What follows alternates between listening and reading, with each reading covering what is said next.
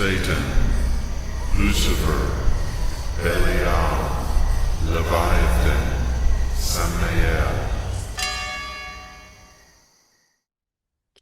Welcome. This is Aleister Nacht. I've got a very special guest tonight. I've been looking forward to interviewing her for some time. Natasha Michelle, welcome to the show. Thank you. Thank you so much for having me. It is an honor and a pleasure to be here with you. Well, I'm glad you agreed to do this because I follow you on Facebook and it seems you have a very interesting path and a lot of different practices that I find very interesting. So, how did you come to be on the left-hand path? Yeah, it is it's definitely been eclectic over the years. So I would say that it's just always where I was pulled. It's always the direction that I was pulled in. I think even when I didn't realize it. When I was younger, like, and earlier in my practice, I really had to overcome that whole like left is bad, like mindset that gets drilled into you. You know, convince myself that I wasn't going to go to hell for calling Lilith. But that took a minute. That took some time to get those hooks out. But Lilith was a big pull for me later on in my practice. When I actually started on a Wiccan path. And very shortly after I found Wicca, I found a copy of Anton LaVey's Satanic Bible in the back corner of the bookstore.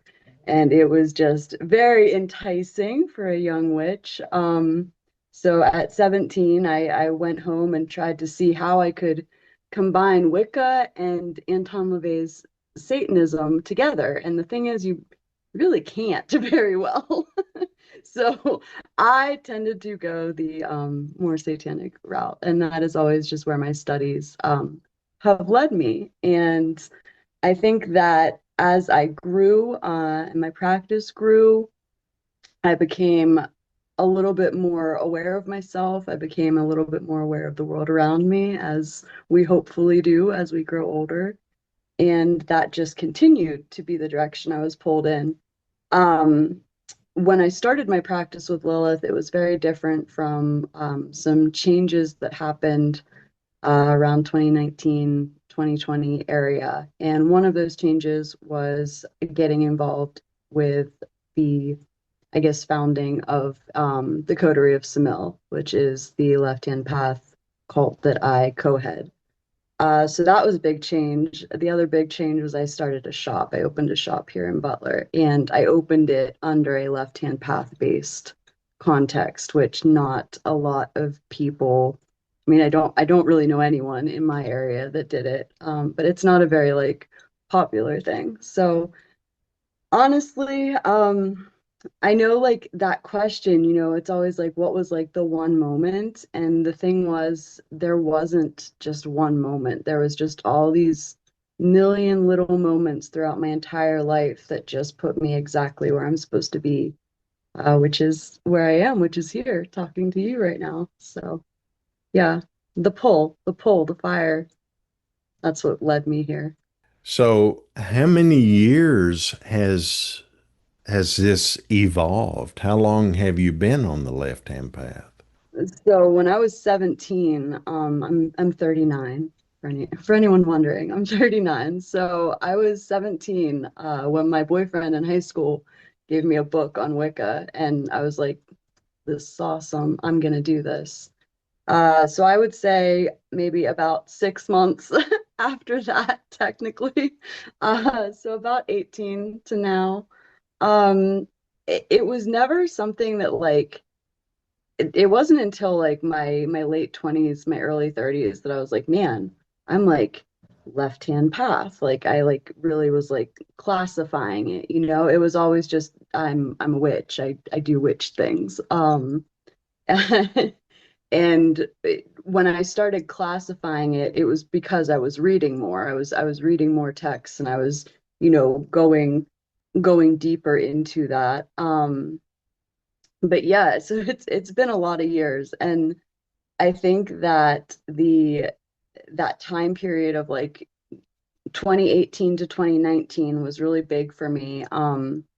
It was a really, it's really hard to like explain the whispers, the pushes, the pulls. It's like it's time now. Like you've had you know your daughter's a teenager and you've had like you've done the things, you've like fulfilled what you needed to fulfill right now, and like now we're calling you. Like now you have to do this. And I was kind of like, okay, I don't know what this is.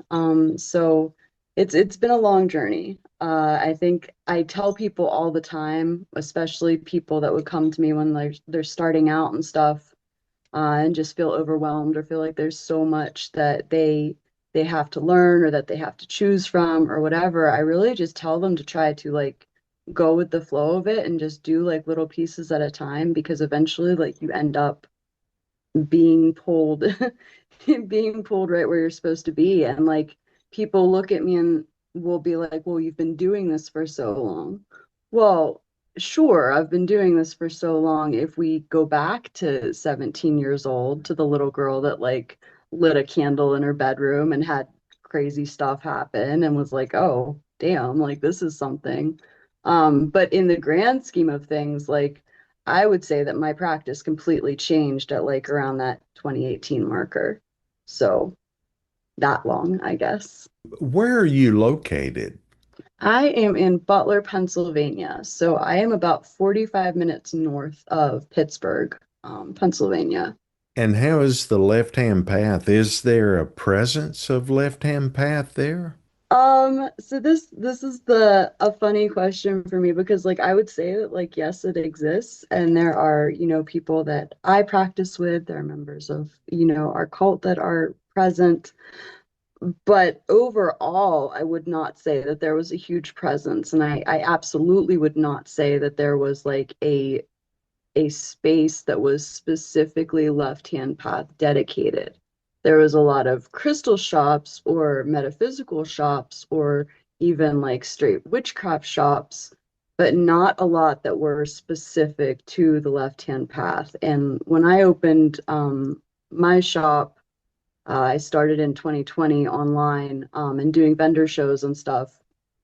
And then I got a brick and mortar at the end of 2021. And like I said, that was not really present. However, opening that space, it was almost like flipping on a lantern, you know? It was bringing people. So it was bringing the moths, so to speak, that needed to come to the flame.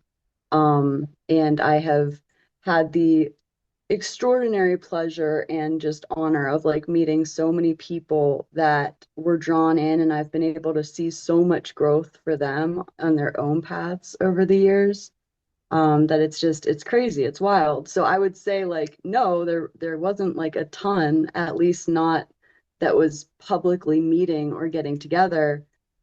But now I would say that I can definitely speak that there's an amount of people out there now. I know I just had a quite large ritual of like 30 plus people in the woods, completely Klepothic style. So the fact that that many people in this little small town are showing up for that type of spirituality, I think speaks volumes to the current itself, you know, how it's growing. So I watched one of your live streams with Frater Crow, and you had mentioned you're going to reopen your store, and it's going to be a little different than the original. How is that? So when I originally opened the shop, I had worked in crisis, like the suicide hotline, the crisis center, and a lot of my upset during that time was that there were so many people that were unable to get help. They could come to me for the crisis, but then getting them follow-up care wasn't an option. And so when I opened the shop, the counseling and the mental health part was a big like aspect of that. Um, and then of course it was a full-blown shop. What's going to come in the future is not going to be a full-blown shop, because I I am not the same person that I was when I went into that, and I don't have the same goal in mind that I did. The goal that I had in mind was to make sure everybody had access to that mental health and that there was a sense of community that got to be built in an area that didn't feel like that really had that. Now, as the years progressed throughout the shop, it became much more about the spirits. It became much more about the rituals. It became much more about the currents, and it became much more about helping people to pick up that key to open the doors to see what was behind them. And at first, I was like a little bit, I held off a little bit on that because I was like, I don't know like how much they actually want, like of the authenticity of the full truth of this or whatever. But it turns out they wanted a lot because it just kept growing. And to see it grow on a spiritual perspective like that, just, I mean, it did so much for me, like in my own practice. And so now, there is going to be that piece of the shop, but it's not going to be a shop. It's going to be a place of worship. It's going to be a temple. It's going to be a church, whatever name you want to put on it. And that is going to be the center of it. So will you still be able to buy my oils, on a little like rack that might be on the wall? Absolutely. But is that going to be the main concept behind it? No. The concept behind it is going to be reverence and ritual. And I'm really excited about that. So it feels right. It sounds exciting. It really does. Yeah. So tell us a little bit about your path. We're talking about the direction and the church and like the conversations with Crow and everything, and the coterie is a big part of that. So my path is very serpentine. That's like the best word I think to give it. There's a lot of snake energy. There's definitely like Gnosticism and like anti-cosmic thought in its own right. But through the coterie, there is a very huge prevalence put on the other god or the Nakashalaka or Samael Lilith. Um, and that concept to me of the duality united and the serpent worship is like a huge, huge part. So basically snakes. Snakes and the devil is my path. But like it has expanded and changed so much over the years, and I think that it will continue to as a whole. Currently, this is where I find myself. That involves a lot of Klipothic workings, which has been quite the experience. I believe you might have spoken to him about some of those. So yeah, that's been a lot. But I definitely also have a very strong connection to Hecate. I, in a lot of ways, feel I owe her my life. I do feel she brought me back from death, and I am forever connected to that current, which is probably why I am where I am, to be honest. So, yeah, there's like some other stuff, some other like parts of it, but I was recently initiated as a Kimandera. I don't talk a lot about that publicly, and honestly, it's because it's something that is so like personal and precious to me still right now, and it's one of the only things that I haven't been public with when I've been public with so much else. So I'm kind of holding that close to my heart right now. But yeah, that's a lot of it. I'm very big into a lot of vampiric working, a lot of sex magic, a lot of energy work in general. Energy work was a big part of my practice, and services that I offered when the shop was up and running. Um, and that's a nutshell for the most part. A year from now, I'll be like, oh, Aleister, there's like all this stuff now. So We can honestly, that's hope so. Absolutely. Absolutely. yeah. So how I noticed that you said several times ritual. How important is ritual? And is it solo or is it with a type of coven setting or other members? Or can you kind of explain that to our viewers? I think ritual is honestly one of the most important things that you can be doing in your practice. And a lot of times people get stuck with the books, and trust me, like I think books are amazing. I'm obsessed with books. I have an insane library of too many books, probably more than I need, um, because I get obsessive about it. But you have to be able to step aside from the books and actually put things into practice. And I think a lot of times people hesitate there. They get scared to like, okay, put the whole foot in the water, not just the toe. Um, Ritual is going to be where you not only get that connection with your spirits, but you get that connection and deeper understanding with yourself. And ritual is going to allow you to have the experiences, to have the trial and error that you can't just get from like a book knowledge. Um, it's going to teach you to heighten things like your meditative skills or your intuition or different like tools that you may be using like scrying or tarot. It is it is the place where you like it's the place where you like sit down at the table with your spirits, sometimes quite literally, and have a drink, and a bite to eat. It's the place where you're able to show that reverence, and it's the place where that like relationship builds. And I by no means would look at most spiritual interaction as like a friendship of sorts, but it absolutely is a relationship of sorts. And it should be treated with respect and like dignity and stuff. And I feel like if I'm working with a spirit and I just call it up and I'm like, hey, you want to like do this thing for me? I got a cigar and like, some wine for you if you want to do it. They're gonna be like, girl, I don't even know you. Like we've never talked, you know? So like I feel like I have a much better relationship with the ones that I obviously build the relationship with. But ritual, I think people also have to understand, like, can be as little as, I don't want to say as little, but as daily as like daily breath work or daily meditation or daily yoga practice, daily, even just like having a cup of coffee with your spirits. Like, it's a lot of those daily things that become a ritual, and ritual in the grand sense is very important.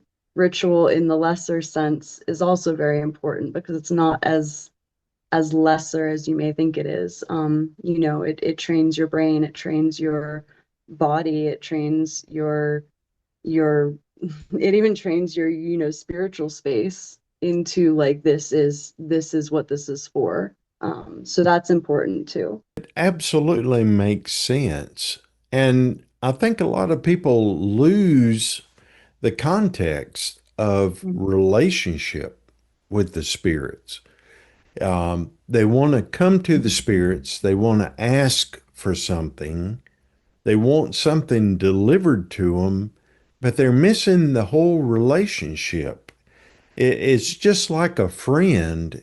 If every time you go to a person that you call a friend and you ask for something and you don't develop a relationship, there's nothing there, then it's not a what we call a quid pro quo Right. arrangement.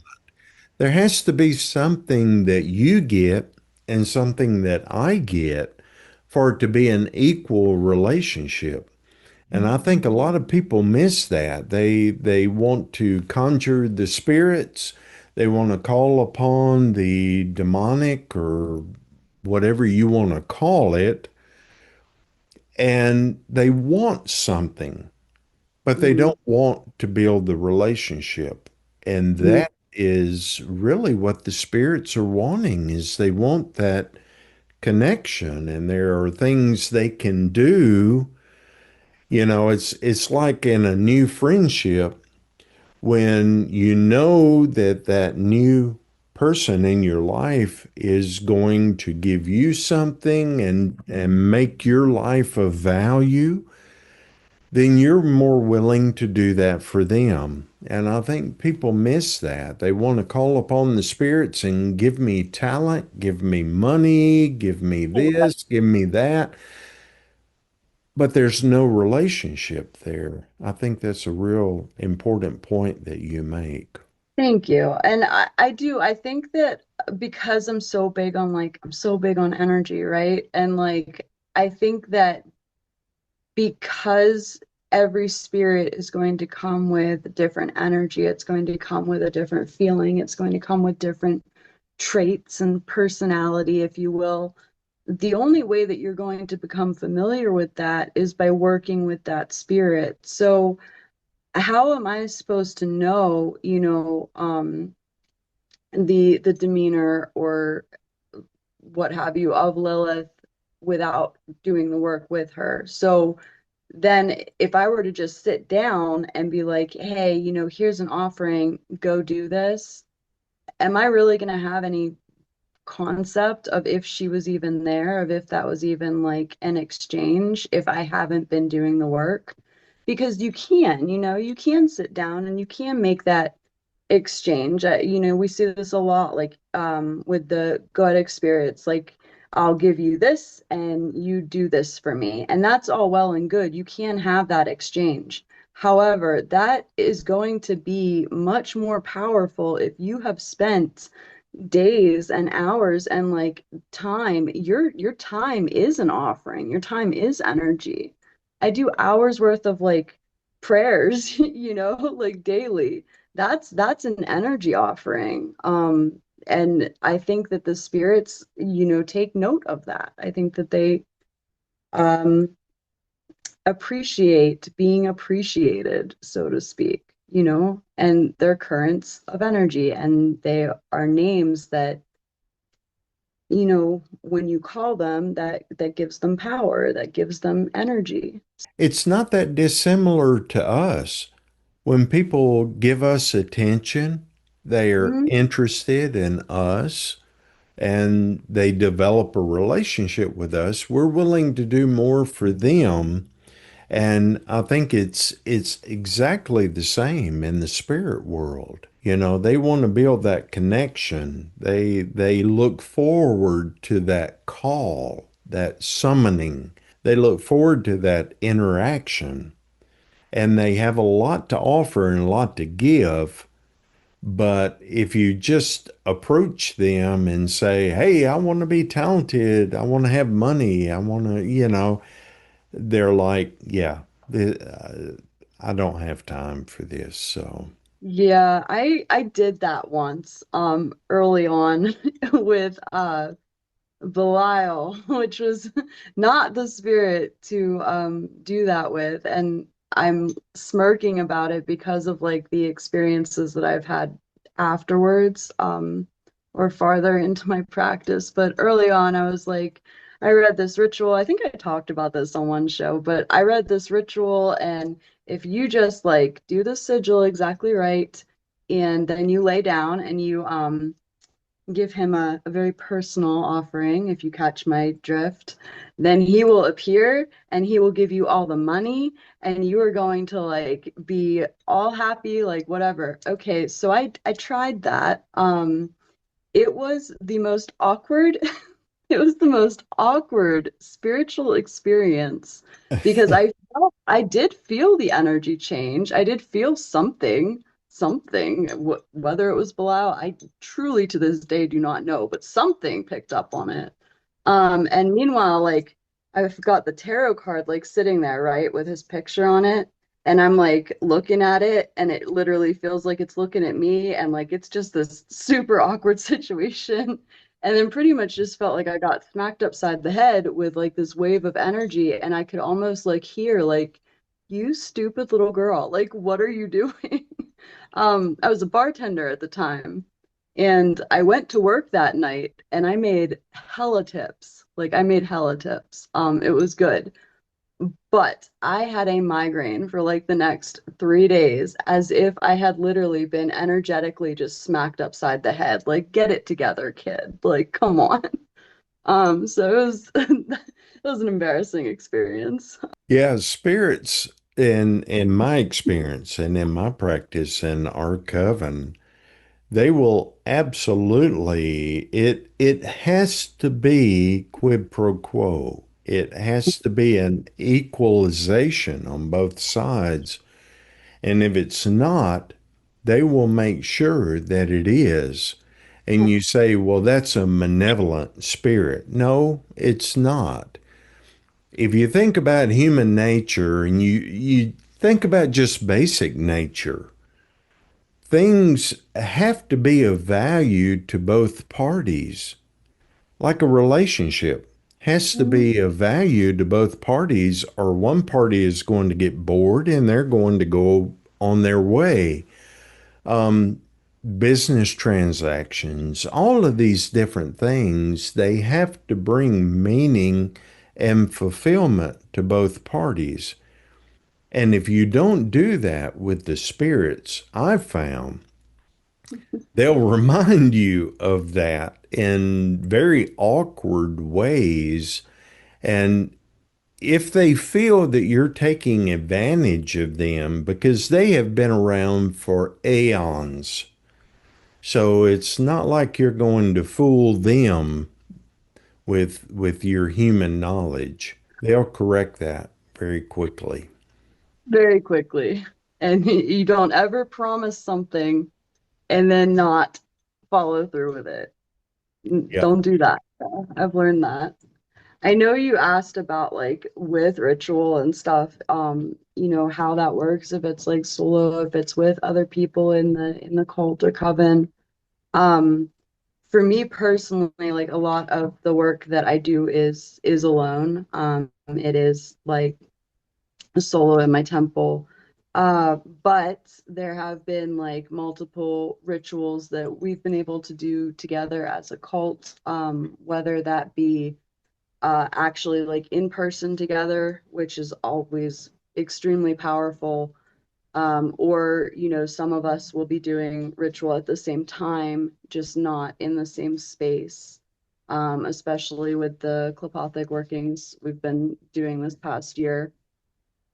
And then I have had a lot of ritual with the people that, have spent the time at the shop. Like I did a lot of public rituals, which has just been such a blessing to be able to offer and to be able to see people come together and share in that energy. And of all different types, from a moon circle to like, the Lilith rite that we just did in the woods. So there's, lots of different varying levels. I noticed on your Facebook you had recently performed a ritual, and I I felt it was very powerful what you had posted. It gave me chills. Your dissertation, so to speak, where you were speaking through it. And I'll put a link down in the description, but can you kind of describe what that ritual was and kind of what that feeling was? Because it was a manifest feeling when I watched it. Yeah, I was definitely still riding high on that energy after when I made that post. It was a lot of energy. So the thing about that ritual, we had done two previously of the same type, the same sort, which does involve blood, and is very primal in nature. Um, they were both done at my building, at the shop when it was there. Now there was no shop, and everybody said, but we got to do Lilith. Like we have to make that happen. And I have two lovely friends who have been so gracious to share their property.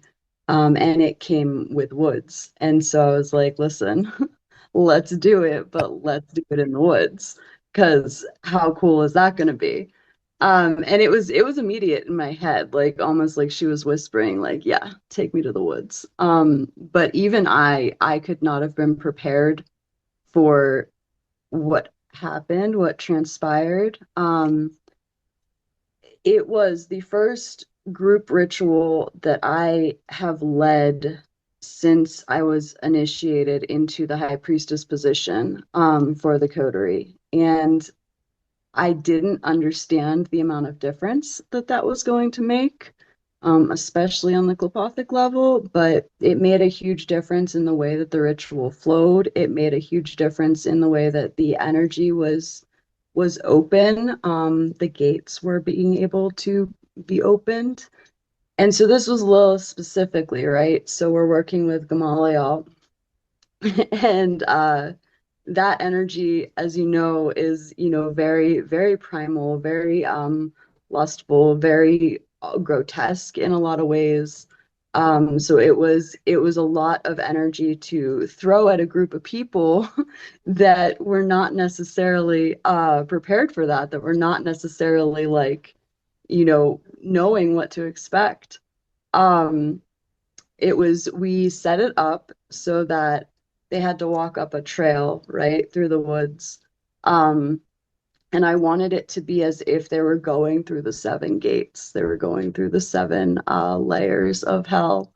So one of my cult members and wonderful friend, I was like, you can be, you would be so good at like leading them through this because I was already going to be up there. And so he did. He did a fabulous job of just every time he stopped, I had something written for him to say of like, you are now entering, you are now entering. And then another one of my my friends, my members, they had seen two trees, right? And so they were like on the final pass through, you're going to actually pass through the trees before you get to the circle because now you're in a liminal space, you're in a doorway, right? So now we're giving you a physical doorway. Aleister, I'm getting chills thinking about it. I've never felt that amount of power in a group working that I've done, like a public group working. It was incredible. The spirits that were already in the woods, I had already given them offerings.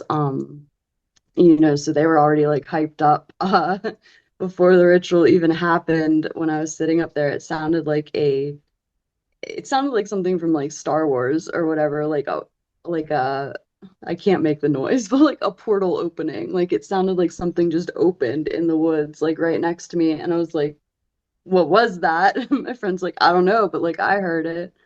So it was beautiful. And we did the rite in all its fullness, and there was each person had their chance to step into the pool and to be washed clean, to be cleansed by the blood. And it's just extremely high energy. And there were moments during that ritual that you could feel the energy just coming up from underneath you, coming up from the earth. And it was just crazy. I was kind of in and out of it because I was leading it, but there was definitely a point where like I felt this gust of air come up from underneath me that has no explanation, and I like registered it in my head, and then I just let out this like laugh like in the middle of like just standing there like, oh yeah, that just happened. Like it's so anyway, now I'm rambling about it, but it was a extremely powerful event. I'm so insanely proud of the people that took part in it. I'm so grateful to my friends that, put it together, like they helped do all of the things to like line it up for me. It was incredibly powerful. It certainly seemed like it. Just from your dissertation that you gave, the little speech around the fire there, it was something that gave me chills because I think all of us look for those connection points. And I think they're important when we really make that connection. And that in itself, we look for things that are real and authentic, That was as real and authentic as it gets. I'm glad you're able to feel that from it, and it definitely was for me and for those of us that were gathered. And I think it's an important point too, because you said, we look for those experiences, those moments of like, oh, this is like I have been doing this. Like this is working. This I did call something. I did open something. We look for those moments, right? Of like certainty, which is such a hard thing sometimes to find in our path here.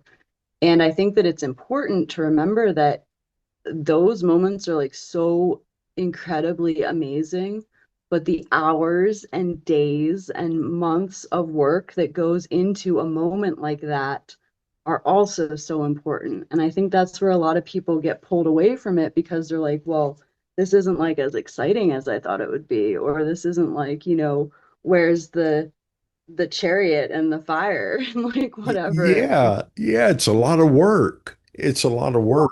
Yeah. And sometimes the return is small, but the return is great when you Hmm. get it. Absolutely.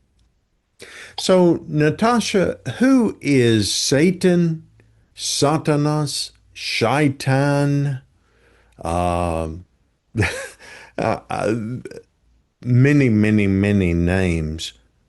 Who is he or she to you? Um, Oh, Aleister, that's so weird. I just got hit with this wave of emotion. Like I feel like I'm going to cry, actually. Um, because the word is simply just father. It is father. Um, it is he is the other God, um, the Dark Lord, the like you said, the million different names. And I just you saw this emotional reaction that I just had, and you hear me giving you the name Father, and yet I can also say that it is the most terrifying thing that I've ever set eyes on. And I think that that's an important thing for people to understand because, you can hear me doing this interview and going like, oh, well, Natasha just got all choked up and said Father, like, endearingly. And that is all well and true. That is so well and true. But also there have been moments of sheer terror, and I think that that is something that deserves recognition too, because this is uh, is not a path that is set before you if you just want a father figure. Like that's not what this is. Um, but if you are of the path, if you are of that, then you can in fact find one, I guess is how I would put it. Well said. He is a father to all those who need a father, but he is no pushover either, nor is he one to be taken lightly. That is our experience and my experience personally. He is all giving, all loving, and will do anything because he is the king of the world.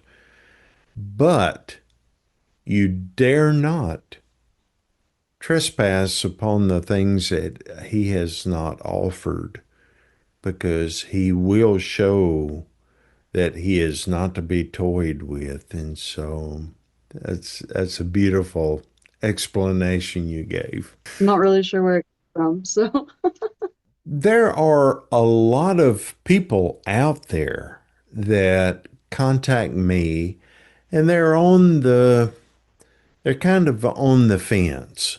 They've seen what the right path has to give and they want to look at the left path.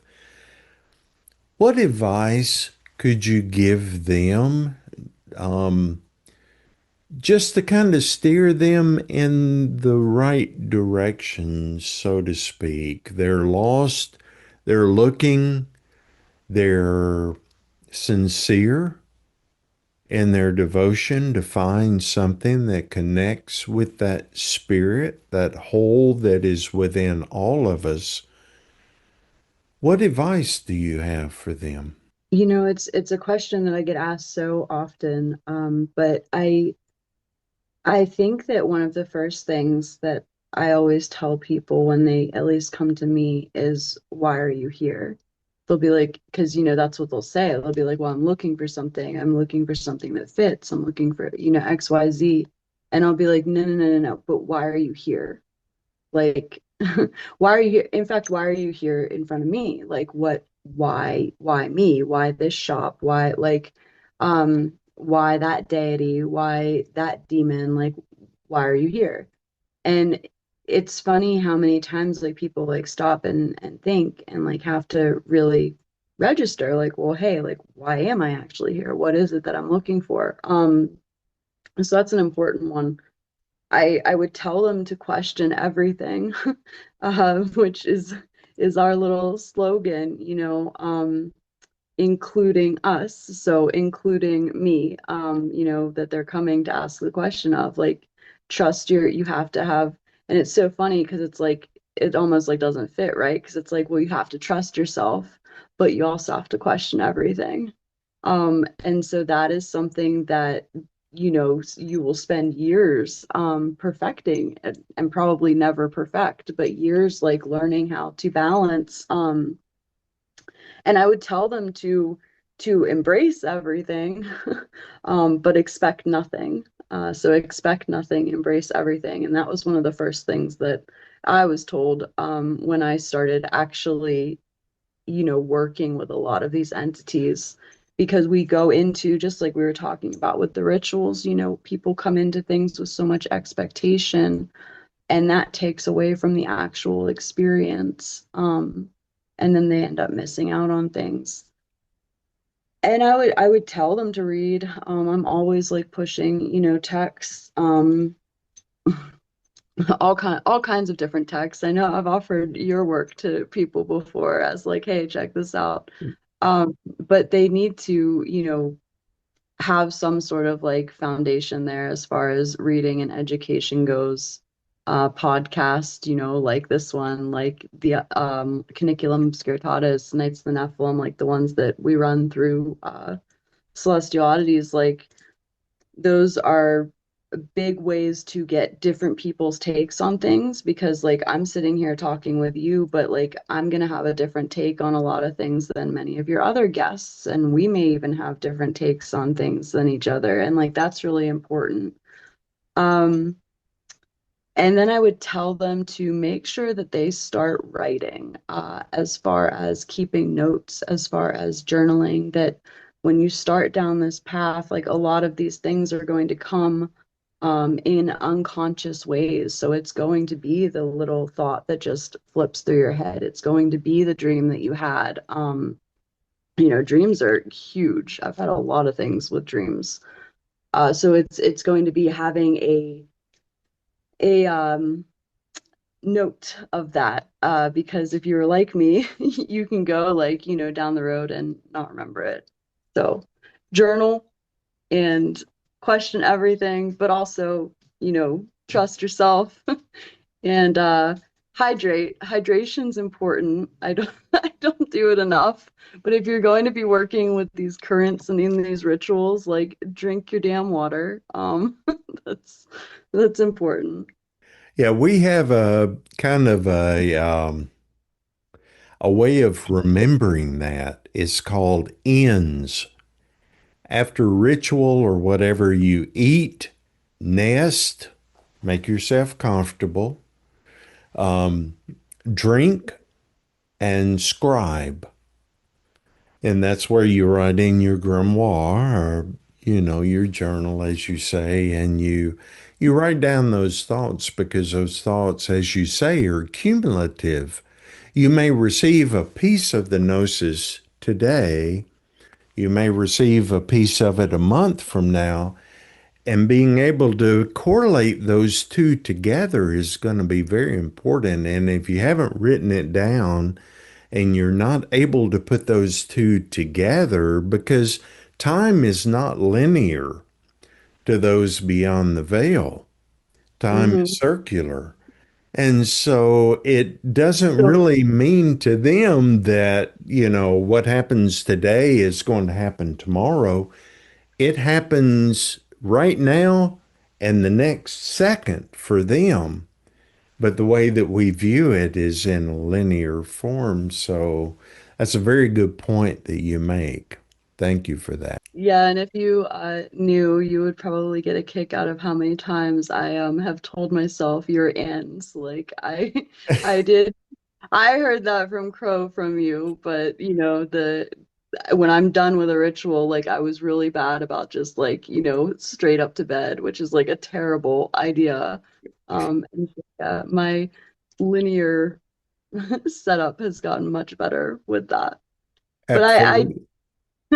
I definitely there was a meditation that I did that I saw an S, like a very like fancy S, like burnt into this block of wood, and I like could not figure out what S was supposed to be, right? And it was not until like a year and a half later that I saw that S again in a meditation and realized that it was like the S was for Samael, like that was what the S was, and it just took me time to get there. So, And I don't know if it does it to you, but it's like a shock. It's like mm, cold water in the face. When you realize that, it's like I just put it together. yeah. It's wonderful. It's wonderful. None of this comes with a handbook. No. It really doesn't. And so the things that you pick up that are passed from person to person, generation to generation, group to group, is very important. I think the oral history and the oral traditions are very important as well. Absolutely. And I think that, in different sects and stuff, like there's going to be the things that it is only the oral tradition. Like there are things that are not publicly shared. And I think that that is important too, to be able to keep that because, to know to will to be silent. Like there is something to be said for not everything needs to be said. I think personally. I have seen on back to kind of Frater Crow, I've seen on his posts and on your Facebook, you do some paranormal stuff with Frater Crow. And I just interviewed him last week. Fantastic. I'm so interested in the paranormal and how those things happen and things like that. And you do a lot of work with that. Mhm. What got you interested in that? Was this a normal segue from that 17-year-old girl that started down the left-hand path, or is this something that you said, "Wow, this is pretty interesting. I want to see more." Actually, I was scared of ghosts or spirits. I was the kid that like or the adult, let's be honest about it, that like if you flip the light off, you like run up the stairs or whatever. And that was something I know you can laugh, it's fine. Picture that. Running up the stairs and usually tripping also. But I when I started working with Hecate, actually, the thing about her as an entity is that she happens to come with a lot of dead. Um, so like if you were at all worried about it, you better get unworried about it because you're gonna have to deal with it. And the spiritual activity in my house alone, when I started building that relationship, definitely started to increase and to a noticeable point, for me anyway. When I started the shop, the spiritual activity at the shop increased because just like people being drawn in, spirits are drawn in. And there was actually a time early on in the shop year where we had a wayward spirit, so to speak, that showed up at the end of one of our classes after I had just given a big speech about like everybody has a place here and like everyone is welcome and like blah blah blah. And then like there's this spirit like sitting on my cheese tray. I'm like, is there something there? My friend's like, yeah. So my friend Brittany and I actually we uh sent him home. And to be 100% honest, we didn't know what we were doing, but we were going to try it because he was really distraught. And it worked. It was an insane experience that I won't get into. But what it also did was it kind of made a little rip.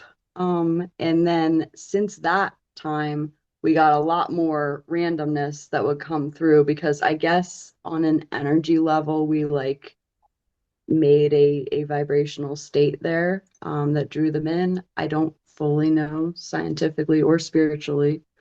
But so like all of that like was growing. And Crow has always done the paranormal stuff, and he was doing a speech. He was giving a lecture or something at Hillview, which is a location near us. And Brittany and myself and my daughter were like, "Oh, we'll go see. Like, we'll go check it out with him." Um, and he did a great job with his speech or whatever. But then there was an investigation part afterwards. Well, we hadn't done an investigation, so we went around and did that, and it was really cool because there was not fear that was struck in me at that point. There was just like this real like curiosity and draw and kind of like just ability to notice my own connection with the dead more. And that's something that's like really grown over the years. But the more that we go out and we do these investigations, the more that continues to grow. And not this summer or this September, but the last one, I'd actually been in a lighthouse in North Carolina, and I noticed like an entity or something, a spirit. And when we went downstairs, I asked, the lady up front, and she did confirm that there had been a death up there. A girl had drowned, and that was where they like always noticed her. So it was just, I don't know. I went from being, the girl running up the basement stairs to the girl that is actually going and walking down the basement stairs and calling for them. So how I got there, I don't know. We're gonna say mostly Agate because it just comes with the territory. She's kind of like, you will get more comfortable with them. Um, and I have, I guess. One of the interesting posts that I saw was Jim Jones, where you guys actually actually had some drinks. Can you Yeah. tell us a little bit about that? So yeah, we did have some drinks. We had some drinks and we had some prayers before the drinks. And one of the funniest things is that my daughter actually was on that trip with us. And so in that one of the pictures that you can see, she's just standing back there with Crow with the Kool-Aid, like looking very much like she's in a cult. Oh, but yeah, no, it was a very active location. It was a very comfortable location. That was the third night of a three nighter. So Yeah, listen, yeah. one night is exhausting, so 3 nights is a lot. We had done a lot of driving, a lot of investigating, very little sleep. And like by the time we got there, like we were able to like do some stuff, and then like a lot of us just passed out on these church pews. And I remember me like I would wake up and you would see the equipment just going off all around you. I was seeing like actual visible apparitions down in one of the other rooms, other people were hearing actual disembodied voices. And like I would sit up and I'd like look at it and be like, nope, I'm sorry, spirits. Like I'm so tired. Like back down. They probably thought we were really rude, to be honest. We come there, we drink the Kool-Aid, we do a bunch of prayers, Yeah. They're Um, probably thinking, what the fuck? yeah, What these guys. the- Fun at all, like, like Yeah, what? yeah. I would like to go back sometime because it was a very active location. Mhm. Yeah. So, out of all those, have you ever run across one that you go, fuck, I'm out of here?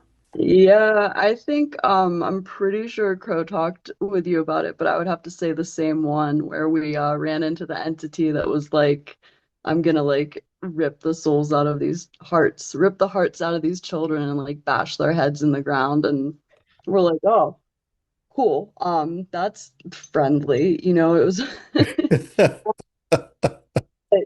the thing about that property, is it is one of the only places that when I got there, I immediately like stepped in the door and like you can oftentimes like feel it, but like this one, I as somebody that is sensitive to that energy, I felt like I was fighting the entire time that we were in that building. I felt like I was fighting something off of me. And it was the only I've felt spirits try to, I don't even want to say attach, but we'll say like rub up against you before, or just felt the overwhelming presence. But in that building, it was like something intuitively in me was like push back, like shields. I just gotta chill. Shields up, like no. And I did end up with having to really deal with that the week after we got home, more so than I, realized. It was very much like left on me like a film. It was gross. It took a lot of cleansing. Mhm. Yeah, not a fan of I don't even want to speak its name, but the meat. Not a fan. When I was hearing about that, I was getting chills too, wanting flesh and things like that. And we Yeah. know that there are spirits out there like that. There are different hierarchies of spirits, and they all have a different desire, just like us as humans have different desires and different likes and things like that. Um, I think some of it coming to fruition is a lot for us as humans to grasp. At least I found that early on as I started experiencing these different spirits and experiencing them in the ephemeral and in the ethereal, but also in the mental. Uh-huh. It seemed like, wow, I can't even put it into words. But it was something that over time, it's one of those things that for me, I dread starting, but once I do it, I'm happy to do it. I like doing it. It's kind of like doing an interview. I dread doing it during the day because it's like, oh, well, I got to do this. But then after you do it and you get into it and it starts happening, it's like, yeah, this is good. This is really good. Yeah, I think like it's always like exciting. It's always a lot of fun to go and do. We deal with a lot of different energies and a lot of different spirits, and I just think that that spiritual hygiene, really comes into play. And if anything, it's taught me be better, do better with that, because between the paranormal outings and the clepothic workings of the last year, like it definitely cleanse, Natasha, do what you tell everybody else to do. So I've gotten better.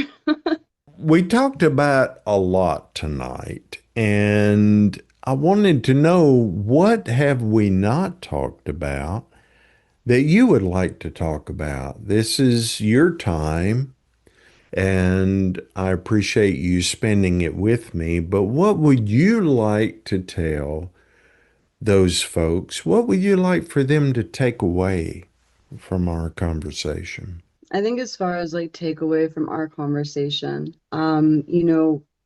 we've talked a lot about a lot of different things, but it comes down to like almost like a Nike slogan, just do it. Just if you're feeling pulled, like just do it. A lot of the changes in my practice, a lot of the changes in my life over the last few years all started with a like, do you want to meet her question, meaning Lilith. And I hesitated because something in me knew how big of a change this was going to be. Um, but then I just did it. And like, once you choose to do that, like I said earlier, the steps, the paths will fork off into different directions and new roads will become available to you and you'll find new keys. And like, it just is um, a continual journey. And I think that that's what people need to understand, that there's no finish line that you're racing towards. It's about this continual journey and all of the growth and beautiful and horrifying things that happen along the way, and what you're able to do with that and how your soul is able to, you know, take that in and evolve with that. Um, I've done this many, many times, but I don't fully remember any of them. So like you're always a baby in some way, stepping back in. And I think that that's really important to remember, to just always approach it like it's your first time rather than your 101st time. Right, right. And don't stop. You only fail when you just stop, You're gonna have a lot of things that aren't gonna go right, a lot of rituals that aren't gonna go the way you want them to, a lot of spirits that might just not want to talk to you. And that is okay, but don't stop. The only time that you're actually going to fail is if you let that hold you down completely and stop you from continuing on the path, on the journey. I don't know if you've ever written a book, but I would like to encourage you to do that. I think you have something to say, and I think it would be fantastic. So I don't know if that's something that you would want to do in the future, but I think you have a voice, and I think that people would resonate with that. So I'll add that as a side comment. Okay. One question I have, in your opinion, since none of us really know, what happens when we die? Aleister, I would say that that depends entirely upon the person that you are asking, because I think that death, um, and what happens afterwards is going to have to do with your soul as well as your consciousness and your unconsciousness in different ways. Um, when I was 17, 18, when I was 18, I was snatched away right before I would have died. Um, and I think that all I can say is that it doesn't end. It continues in some way. So for people that get so scared of like the absolute ending or just the finite ending, there's energy cannot, it's not created or destroyed. It just changes form. So you change form. What that form is going to look like, I think, just depends on you and where you are on your journey, not just in this lifetime, but in all the ones leading up to it. Natasha, what happened at that age that deeply influenced you? So when I was 18, I wrecked my car into a tree going about 75 miles an hour. The car and any passengers in it probably should not have survived, should not have been alive. Um, I don't remember the accident. I know from a lot of work that I've done over the years that I was swooped up. I was taken out of there in time, and they never could explain why it looked like my seat was the only part of the car that wasn't crushed, even though it was right by the tree. And it looked like something was just wrapped around me. Um, I like to think those were wings. But I was in a coma for 2.5 weeks after that accident. And it was in that coma that I made my first trip to the tunnels, that I would visit again as an adult. Uh, and I definitely I made arrangements and choices as to if I stayed, uh, if I died, or if I came back. So I wasn't dead. I was in a place between, the in between. And I came back because here I am. But it wasn't without cost, and it wasn't without, you know, a deal, a deal made. There's always a deal. So now I'm just trying to live up to my end of it, as well as fully understand what it was. Is there anything that I forgot to ask that you would like to share with everyone? If you like what you're hearing, if you feel like what I'm saying resonates with you, like I do, I highly encourage you to check out the Coterie's page. That's the Coterie of Samil. We're doing a lot, a lot of work there, and a lot of building, and have a lot of plans for the future. Um, and definitely you can also check out the shop page. It was Lil Shop of Lilith. So if you're local, we do events if you're local to, Western PA. But also you can order stuff still. I'm getting back on track with that. And yeah, I guess those are my only two pushes. I don't have a book yet. That that will one day come. I will absolutely prophesy that you will have one day. I'll tell you the truth, I'm very torn right now between a work of fiction and a actual like text. And I would love to be able to do it in a way that I take the work of fiction and still teach through that. So I'm working on it. It's the wheels are turning when Wonderful. it's time. Wonderful. And I'm going to have you back in about a year. I want you to come back. I want to catch up. Thank you so much for taking time with me.